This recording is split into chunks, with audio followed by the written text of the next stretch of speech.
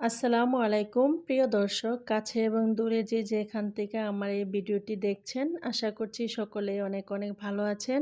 আমরাও আলহামদুলিল্লাহ অনেক ভালো আছি। আজকে আমি আপনাদের মাঝে নতুন একটি ভিডিও নিয়ে চলে আসছি।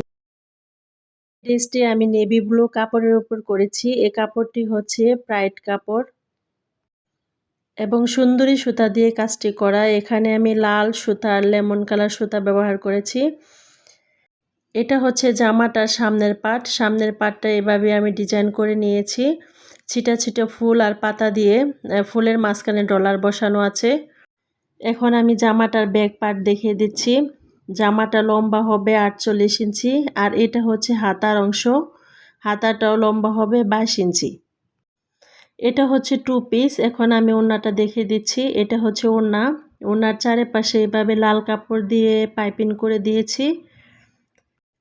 ওড়নাটার লম্বা হবে 5 হাত এবং চওড়া হবে 40 ইঞ্চি। মাশাআল্লাহ, ওড়নার ডিজাইনটা অনেক সুন্দর হয়েছে। ওড়নার চারপাশে আমি এভাবে ফুলের ঝাড় দিয়েছি, মাঝখানে ছিটা ছিটা ফুল বসিয়েছি এবং ফুলের মাঝখানে ডলার বসানো আছে। আমার এই ড্রেসটি আপনাদের কাছে কেমন লেগেছে তা আমাকে কমেন্ট করে জানাতে পারেন।